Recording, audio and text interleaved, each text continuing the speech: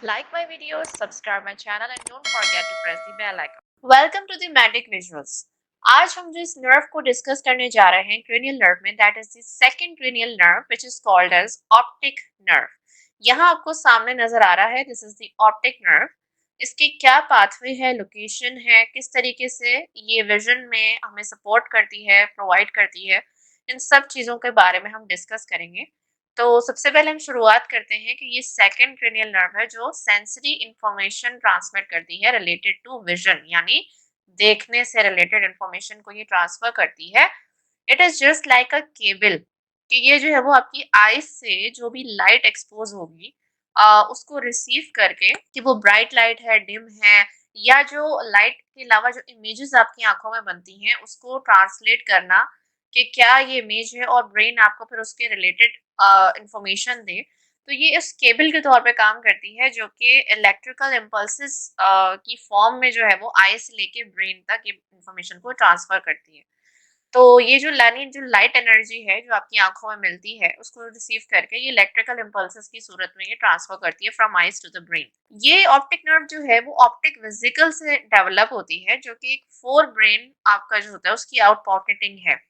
तो basically optic nerve इसलिए central nervous system का पार्ट कंसिडर की जाती है। एज यू ऑल नो कि जो आपकी 12 क्रेनियल नर्व्स हैं वो आप पेरिफेरल नर्वस सिस्टम का पार्ट कंसिडर करते हैं, लेकिन जो ऑप्टिक नर्व है वो सेंट्रल नर्वस सिस्टम का हिस्सा कंसिडर की जाती है। और इसकी जो एग्जामिनेशन होती है आपको इंट्राक्रेनियल हेल्थ का पता चलता है, यानी जो क्रेनियम के अंदर आपकी हेल्थ है वो कैसी है। और इसी एनाटॉमिकल रिलेशन की वजह से ब्रेन के साथ ये जो ऑप्टिक नर्व होती है ये क्रेनियल मेनिंजेस से सराउंडेड होती है, यानी यहाँ ये आपकी है पाया मीटर जो कि सबसे क्लोज होती है ब्रेन या नर्व के अराउंड। उसके बाद ये एरेक्नोइड मीटर है जो कि सेकंड मेनिंजियल लेयर होती है, इनसाइड टू आउटसाइड जाए। And this is our dura mater जो कि आउटर मोस्ट लेयर होती है जो ब्रेन को सराउंड करती है। तो जिस तरीके से ब्रेन की मेनिंजियल लेयर्स होती हैं from inside to outside, pia mater, arachnoid mater and dura mater, बिल्कुल इसी तरीके से ऑप्टिक नर्व को भी जो है वो क्रेनियल मेनिंजेस ने सराउंड किया हुआ होता है, बजाय इसके कि उसको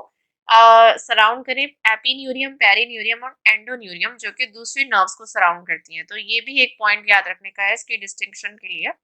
तो इसके कुछ फीचर्स हैं जो इसको डिस्टिंक्ट बनाते हैं, क्लिनिकली जो है वो विजुअलाइज कर सकते हैं। जब ये ब्रेन के थ्रू ट्रेवल करती है तो स्मॉल फ्रैक्शन में जो है वो नर्व फाइबर्स जो होते हैं इसके, वो क्या करते हैं दूसरे प्लेसेस में ब्रेन के जो है वो ब्रांच ऑफ हो जाते हैं, जैसे इस तरीके से दूसरी प्लेसेस में जाके, जिसकी वजह से क्या होता है कि ये फाइबर्स विजुअल कॉर्टेक्स में प्रोसेसिंग के लिए नहीं जाते, बल्कि ये दूसरी एबिलिटीज को सपोर्ट करते हैं, जैसे प्यूपिलरी रिफ्लेक्सेस है, अकोमोडेशन रिफ्लेक्स है, सर्काडियन रिदम वगैरह, इन सब चीजों को। तो बेसिकली जो आपकी ऑप्टिक नर्व है उसका काम ये है कि ये आईज से जो है वो इंफॉर्मेशन सेंसरी लेके ये जाती है क्रेनियल कैविटी में, ऑक्सीपिटल कॉर्टेक्स में यहाँ पहुंचेगी, here it is the calcarine sulcus. तो ये कैल्कराइन सल्कस के दोनों तरफ जो है वो विजुअल कॉर्टेक्स या विजुअल एरिया होता है, ब्रॉडबैंड एरिया 17 जिसे कहा जाता है। तो वहां जाके ये इंफॉर्मेशन को ट्रांसमिट कर देती है विजुअल कॉर्टेक्स में, which is around the calcarine sulcus on the medial part of the occipital lobe.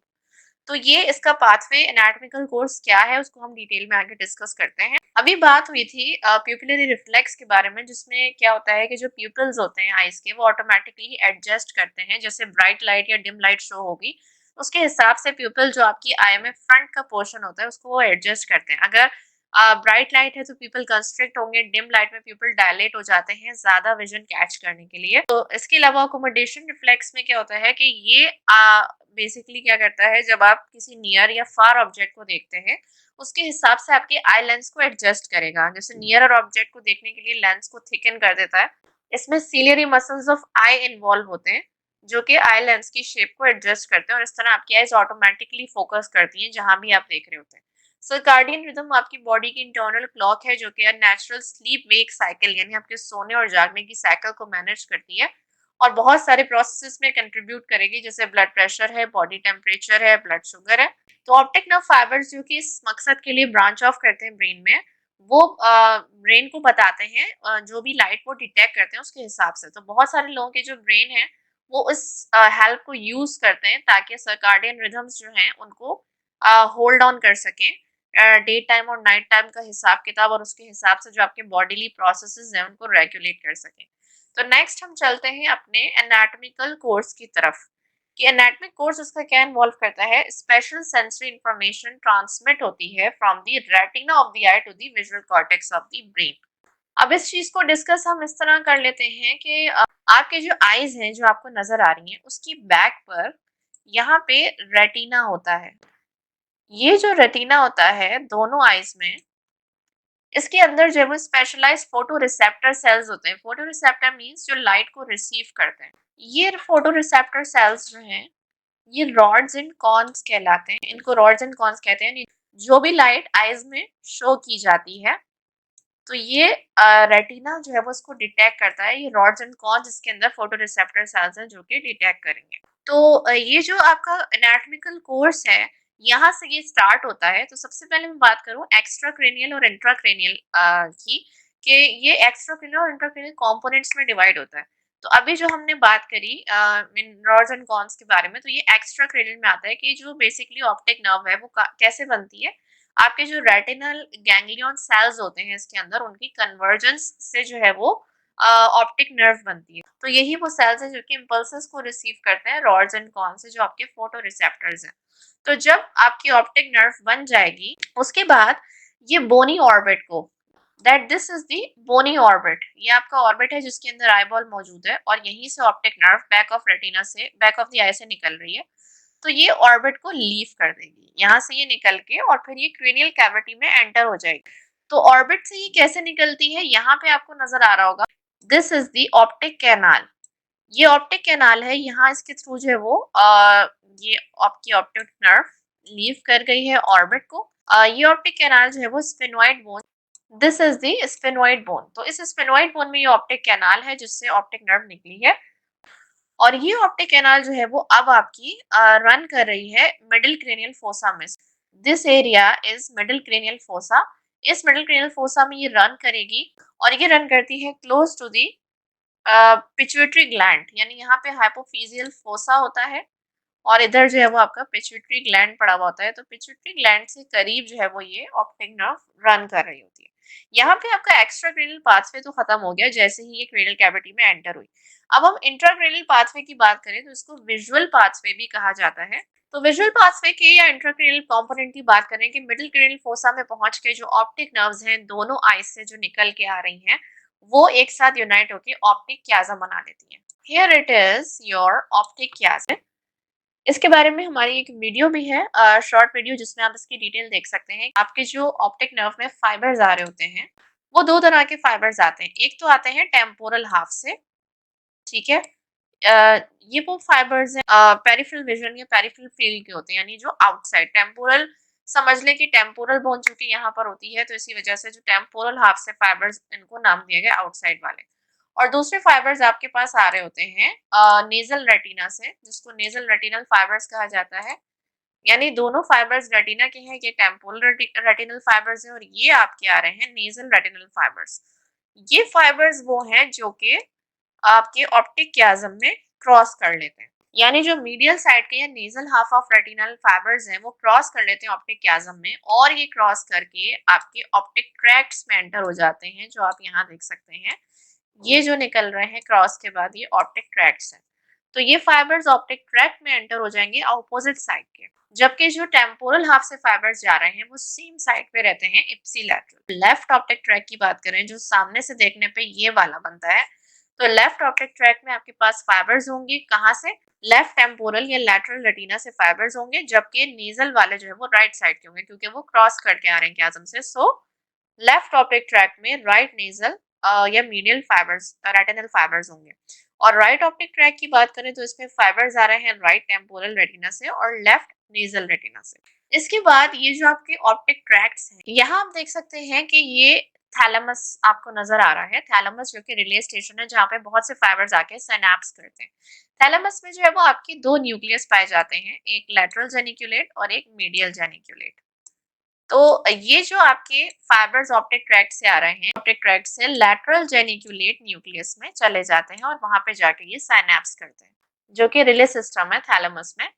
Exons फिर लैटरल जेनिक्यूलेट न्यूक्लियस के बाद अब कहाँ जाएंगे, ये विजुअल इंफॉर्मेशन जो लेके आ रहे हैं ये लेके जाएंगे एक पाथवे के जरिए जिसको ऑप्टिक रेडिएशन कहा जाता है। So now it comes the optic radiation. दो हिस्सों में डिवाइड होती है, अपर ऑप्टिक रेडिएशन और lower optic radiation. Upper optic radiation जो होती है वो ट्रेवल करती है through the parietal lobe to reach the visual cortex. यहाँ पे आपकी पैराइटल लोब होती है, तो विजुअल कॉर्टेक्स में पहुंचने के लिए ये पैराइटल लोब यूज करती है। और इसके अंदर खास बात यह है कि अपर ऑप्टिक रेडिएशन जो कि नाम से जाहिर है अपर, तो ये कैरी करेगा सुपीरियर रेटिनल क्वाड्रेंट्स को। लेकिन फर्क ये आ जाता है कि सुपीरियर रेटिनल क्वाड्रेंट्स हमेशा कॉरेस्पॉन्ड करते हैं to the inferior field of vision, यानी जो आपके अपर साइड के रेटिना के क्वाड्रेंट्स हैं वो आपको इंफीरियर फील्ड ऑफ विजन के लिए रिस्पॉन्सिबल होते हैं। तो इसी तरह जो लोअर ऑप्टिक रेडिएशन के फाइबर्स हैं वो कुछ डिफरेंट पाथवे लेते हैं, वो लेते हैं टेम्पोरल लोब के थ्रू, जिस पाथवे को हम मेयर्स लूप कहते हैं to reach the visual cortex. तो वो जो है वो टेम्पोरल लोब के थ्रू आपकी जाते हैं विजुअल कॉर्टेक्स में, और ये कैरी करते हैं as the name shows lower. Lower से आप ले जाएं इंफीरियर रेटिनल क्वाड्रेंट्स की तरफ, तो ये इंफीरियर रेटिनल क्वाड्रेंट्स के फाइबर्स लेके जाते हैं जो कि सुपीरियर विजुअल फील्ड को रिप्रेजेंट करेंगे या कॉरेस्पॉन्ड करेंगे। तो यहाँ पे विजुअल कॉर्टेक्स में पहुंच के ब्रेन जो है वो प्रोसेस करता है सेंसरी डेटा और उसके अकॉर्डिंगली ये रिस्पॉन्ड करता है। सो ये आपका विजुअल पाथवे था जो कि बहुत ही इंपॉर्टेंट है related to the optic nerve. Optic nerve की इंफॉर्मेशन के लिए आपको विजुअल पाथवे का पता होना बहुत ज्यादा जरूरी है। सो यहाँ एक्स्ट्रा क्रेनियल में retina, rods and cons receptor से लेके ऑप्टिक नर्व में एंटर हुए फाइबर्स, फिर ये फाइबर्स ने क्रेनियल कैविटी में एंटर हुआ, ऑप्टिक क्याज्म किया जिसमें नेजल रेटिनल फाइबर्स ने क्रॉस किया, और फिर ये फाइबर्स टेम्पोरल और नेजल दोनों जो है वो ऑप्टिक ट्रैक्ट में एंटर होंगे, और ऑप्टिक ट्रैक्ट से ये जाते हैं थैलेमस की, जहाँ पे लेटरजेनिकुलर न्यूक्लियस में सिनैप्स करेंगे फाइबर्स, वहां से ऑप्टिक रेडिएशन कैरी करेगी दो तरीकों से फाइबर्स को। एक तो पैराइटल लोब के थ्रू विजुअल कॉर्टेक्स में जाएंगे area 17 in the occipital lobe, जो कि आप सुपीरियर रेटिनल क्वाड्रेंट के फाइबर्स होंगी इन अपर ऑप्टिक रेडिएशन, जबकि लोअर ऑप्टिक रेडिएशन जो है वो टेम्पोरल लोब के थ्रू वाइमेयर्स लूप लेके जाएगी to the visual cortex and occipital lobe, और ये कैरी करती है इंफीरियर रेटिनल क्वाड्रेंट के फाइबर्स को। सो यहाँ हमारा विजुअल पाथवे जो है वो एंड होता है। आप ऑप्टिक नर्व की असेसमेंट की बात करें तो ऑप्टिक नर्व की स्पेसिफिक टेस्टिंग के लिए कुछ टेस्ट जिनके नाम मैं यहाँ बता रही हूँ, विजुअल एक्यूटी असेसमेंट होती है, कलर परसेप्शन है, विजुअल फील्ड्स असेसमेंट है, और प्यूपिलरी राइट रिफ्लेक्सेस असेसमेंट होती है, अकोमोडेशन की असेसमेंट और फंडोस्कोपिक एग्जामिनेशन। इसमें जो विजुअल एक्यूटी टेस्ट होता है वो ये मेजर करता है कि आप कितने अच्छे तरीके से देख सकते हैं। लेटर्स और सिंबल्स को एक चार्ट या कार्ड पर डिस्प्ले किया जाता है जिसको स्नेलन चार्ट कहा जाता है। स्नेलन चार्ट ऑप्टिक नर्व की ही टेस्टिंग के लिए यूज होता है। तो जो टेस्ट रिजल्ट्स आते हैं वो यूज होते हैं कैलकुलेट करने के लिए आपकी विजुअल एक्यूटी स्कोर को, जो रेशो होता है जो आपकी परफॉर्मेंस को कंपेयर करता है नॉर्मल विजन के लोगों के साथ। तो इस तरह ये परफॉर्म किया जाता है कि पेशेंट या जो भी कंसर्न पर्सन है उसको 20 फीट या 6 मीटर दूर जो है वो चार्ट से बिठाया जाता है, एक आई को कवर करते हैं, और स्मॉलेस्ट लाइन ऑफ लेटर्स जो आप देख सकते हैं उसको पढ़ने को कहा जाता है, और यही टेस्ट दूसरी आई के लिए भी रिपीट किया जाता है। और अगर जरूरत होगी तो आप उस टेस्ट को रिपीट भी कर सकते हैं ग्लासेस या कॉन्टैक्ट लेंसेज पहनने के बाद। अगर आपको मुश्किल हो रही है देखने में तो आई केयर स्पेशलिस्ट से कांटेक्ट करना चाहिए जितनी जल्दी पॉसिबल हो। वर्सनिंग विजन जो है वो मैनी आई कंडीशंस के साइन हो सकता है। आप घर पे भी विजुअल एक्यूटी टेस्ट परफॉर्म कर सकते हैं स्मार्टफोन ऐप या ऑनलाइन यूज करते हुए। इसी तरह दूसरा स्नेलन चार्ट के अलावा एक इशिहारा कलर ब्लाइंडनेस टेस्ट होता है। रेड या ग्रीन प्लेट्स शो की जाती हैं, जैसे अगर रेड प्लेट है तो उसमें ग्रीन से कुछ इस तरह लिखा होगा जो आपको आइडेंटिफाई करना होगा, जैसे ही यहाँ पे आप देख सकते हैं। तो ये इशिहारा कलर ब्लाइंडनेस टेस्ट होता है जिसके लिए 12 के 12 से ज्यादा करेक्ट आंसर्स देने होते हैं। अगर आपने 14 रेड ग्रीन टेस्ट प्लेट्स में से 12 या उससे ज्यादा के आंसर करेक्ट दे दिए तो ये पासिंग स्कोर है। 12 से कम स्कोर जो होता है वो विजन डेफिशिएंसी को इंडिकेट करता है। Ishihara test most commonly use screening test है रेड ग्रीन कलर डेफिशिएंसी के लिए। अब हम बात करते हैं क्लिनिकल रेलेवेंस की, तो सबसे पहले इसमें जिक्र आएगा पिट्यूटरी एडिनोमा का। पिट्यूटरी एडिनोमा ये एक ट्यूमर है पिट्यूटरी ग्लैंड का, जैसा कि मैंने आपको बताया था क्योंकि मिडिल क्रेनियल फोसा में पिट्यूटरी ग्लैंड क्लोज है ऑप्टिक क्याज्म की, तो इसकी इनलार्जमेंट जब होगी ट्यूमर की वजह से तो वो ऑप्टिक नर्व की फंक्शन को अफेक्ट कर सकती है। ये ट्यूमर जो है वो इस तरीके से बड़ा होता जाएगा और वो ऑप्टिक नर्व को कंप्रेस करेगा जिसकी वजह से उसकी फंक्शनिंग इफेक्ट होगी। खास तौर पे ऑप्टिक कियाज्म की कंप्रेशन जो है वो उन फाइबर्स को अफेक्ट करेगी जो कि नीजल हाफ से क्रॉस कर रहे हैं रेटिना के, यानी यहाँ से जो फाइबर्स आ रहे थे नेजल रेटिनल फाइबर्स ये अफेक्ट होंगे। लेकिन नेजल रेटिनल फाइबर्स के अफेक्ट होने की वजह से जो फील्ड ऑफ विजन अफेक्ट होगी वो पेरिफेरल होगी, यानी पेरिफेरल मतलब ये वाली जो साइड है आउटर हाफ, यहाँ पे जो है वो दोनों आईज में डिफेक्ट आ जाएगा पेरिफेरल विजन में, जिसको बायटेम्पोरल हेमी एनोपिया कहते हैं, यानी हाफ फील्ड ऑफ विजन का लॉस हो जाना लेकिन दोनों साइड पे टेम्पोरल हाफ का लॉस हुआ है। Just like you can see in this picture. तो सर्जिकल इंटरवेंशन इसके लिए कॉमनली यूज की जाती है ग्लैंड को एक्सेस करने के लिए transsphenoidal approach through sphenoid bone, जिससे ग्लैंड को एक्सेस करते हैं वाई द स्फेनोइड साइनस। और इसकी पैथोलॉजीज की बात करें तो ये कैटेगराइज होती है प्राइमरी और सेकेंडरी में based on the aetiology. Traumatic optic neuropathy है जो किसी ट्रॉमा की वजह से हुई है, यूजुअली डायरेक्ट ट्रॉमा जिससे पेनिट्रेटिंग इंजरी हो गई ऑप्टिक नर्व को, उसकी वजह से शेयरिंग या हेमाटोमा हो सकता है यानी ब्लड की एक्यूमुलेशन। इनडायरेक्ट इंजरी हो सकती है जो ट्रांसमिशन ऑफ फोर्सेस हैं ऑप्टिक एपरेटस को, किसी भी ब्लंट ट्रॉमा के बाद कोई भी फोर्स का ट्रांसफर होना। तो इस तरह जो प्राइमरी पैथोलॉजीज हैं वो इंजरीज रिजल्ट करती हैं कंकशन में, एवर्जन हो सकती है यानी कोई पीस निकल सकता है, कोई टीयर, कंट्यूजन, हैमरेज हो सकता है इंट्रान्यूरल यानी विद इन नर्व या एक्स्ट्रा न्यूरल।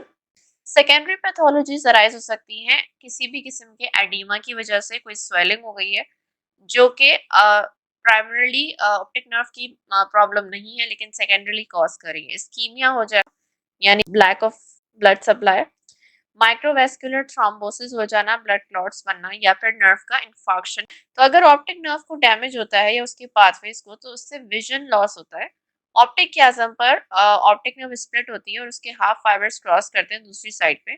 इस एनाटॉमिक अरेंजमेंट की वजह से जो ऑप्टिक नर्व पाथवे के अलोंग में डैमेज होता है वो स्पेसिफिक पैटर्न्स में विजन लॉस करेगा, जैसे मैंने अभी बताया बायटेम्पोरल हेमियोनोपिया का। तो इस पैटर्न को अंडरस्टैंड करके विजन लॉस को डॉक्टर ये डिटरमिन कर सकता है कि प्रॉब्लम पाथवे में किस जगह पे आई है। ऑप्टिक नर्व के डिसऑर्डर्स भी होते हैं जिससे ग्लोकोमा है जो कि ग्रुप ऑफ डिजीज है जो कि ब्लाइंडनेस का लीडिंग कॉज है यूएस में, और ये हैपन होता है जब फ्लूइड प्रेशर आइज के अंदर जब स्लोली बढ़ने लगता है और इस वजह से वो ऑप्टिक नर्व को डैमेज करने लगता है। ऑप्टिक न्यूराइटिस ऑप्टिक नर्व की इन्फ्लेमेशन को कहते हैं। इसके कॉजेज में इन्फेक्शंस और इम्यून रिलेटेड इलनेसेस आती हैं जैसे मल्टीपल स्क्लेरोसिस। ऑप्टिक नर्व की एट्रोफी में डैमेज हो जाता है ऑप्टिक नर्व को, जिसकी कॉजेज हो सकते हैं पुअर ब्लड फ्लो होना टू द आई, या किसी भी डिजीज, ट्रॉमा या टॉक्सिक सब्सटेंसेस को एक्सपोजर की वजह से। ऑप्टिक नर्व हेड ड्रूजन ये पॉकेट्स ऑफ प्रोटीन और कैल्शियम सॉल्ट हैं जो कि ऑप्टिक नर्व में बन जाते हैं वक्त के साथ साथ। अच्छा, चूंकि ये नर्व जो है वो कनेक्ट करती है बैक ऑफ आईबॉल को और उसके रेटिना को ब्रेन के साथ, तो इस शॉर्ट से स्पैन में between the brain and I optic nerve की जो पूरी सरफेस है वो सेरेब्रो स्पाइनल फ्लूइड में बास्ट होती है। ये पूरी सेरेब्रो स्पाइनल फ्लूइड में बास्ट होती है इस तरीके से। इवन स्लाइट अगर प्रेशर में इस फ्लूइड का इंक्रीज आ जाए, जरा सा भी इस फ्लूइड का प्रेशर बढ़े स्वेलिंग ऑफ द ब्रेन की वजह से, तो ये ऑप्टिक नर्व को कंप्रेस कर सकता है उसके होल सर्कमफ्रेंस के around in a choking manner. तो कुछ इंपॉर्टेंट कॉजेज जो प्रेशर बढ़ने के होते हैं सीएसएफ और पेपिलर एडीमा, वो ब्रेन ट्यूमर्स और ब्रेन इन्फेक्शंस हैं जैसे ब्रेन एब्सेस में हो जाए, मेनिंजाइटिस या एंसेफेलाइटिस। अब ऑप्टिक नर्व के जो प्रॉब्लम्स हैं वो बहुत से सिम्टम्स कॉज कर सकते हैं अंडरलाइंग कंडीशन पे डिपेंड करते हुए।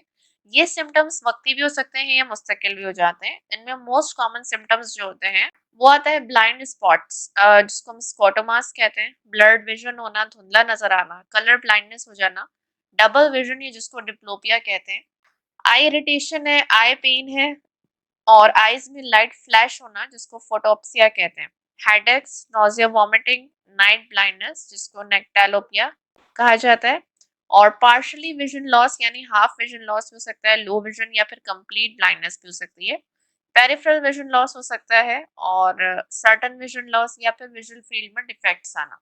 अब आप ऑप्टिक नर्व्स को प्रोटेक्ट कैसे रख सकते हैं? तो आप अपनी ऑप्टिक नर्व्स की हेल्थ को मेंटेन करने के लिए कुछ चीजें हैं जो मैं बता रही हूँ, जैसे रेगुलर आई एग्जाम्स करना। इवन अगर आपको ग्लासेस या कॉन्टैक्ट्स की जरूरत नहीं भी है तो भी आप इन एग्जाम्स को करते रहें, चेकअप कराते रहें। हेल्दी वेट मेंटेन करना और मेक श्योर करें कि आपको इनफ न्यूट्रिएंट्स मिल रहे हैं जो आपकी नर्व्स को चाहिए होते हैं, जिनमें कुछ इंपॉर्टेंट एग्जांपल्स हैं विटामिन B1, B6, B12 और मिनरल कॉपर। तमाम कंडीशंस को मैनेज करना जो कि सर्कुलेशन को अफेक्ट करती हैं, ब्लड सर्कुलेशन को और ब्रेन की हेल्थ को, विजन को जो देखने के लिए है ज़रूरी, और नर्व्स जैसे जिन कंडीशंस में डायबिटीज और हाई ब्लड प्रेशर है, इनकी मैनेजमेंट बहुत ज़्यादा ज़रूरी है। टोबैको प्रोडक्ट्स को आप छोड़ दें, जिसमें स्मोकलेस टोबैको और वेपिंग भी शामिल है। अपने हेड और आइज को प्रोटेक्टिव गियर के साथ मेंटेन करें, जैसे हेलमेट्स और सीट बेल्ट्स का यूज करें कार में। अपनी आइज को दूसरे हैजर्ड से बचाएं, जैसे गॉगल्स पहन के जब आप किसी भी किस्म के टूल्स या मशीनरी यूज कर रहे हो, खासतौर पे ऐसे लोग जो कि वेल्डिंग का काम करते हैं, तो वहां पे बहुत ज्यादा एक्सपोजर होता है, या ऐसी माइंस में जहाँ पे हार्मफुल केमिकल्स का एक्सपोजर होता है आपके फेस को, तो वहां पे अपने अपने गॉगल्स से प्रोटेक्ट करना है अपनी आइज को। अब आपको अपने आई स्पेशलिस्ट की कब जरूरत है, ये आपको तब पड़ सकती है, आपको कांटेक्ट करना चाहिए डॉक्टर से अगर आप आहिस्ता आहिस्ता अपने विजन में चेंजेस फील कर रहे हैं।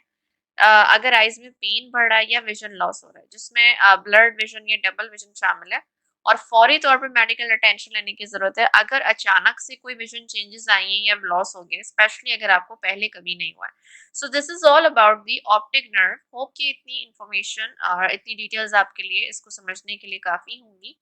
नेक्स्ट नर्व हमारे पास ओक्यूलोमोटर नर्व है, जिसमें हम प्यूपिलरी लाइट रिफ्लेक्स के बारे में और पढ़ेंगे। एक बात बताते चलूं कि ऑप्टिक नर्व का जो प्यूपिलरी लाइट रिफ्लेक्स में रोल है, वो जस्ट लाइट रिसीविंग का है।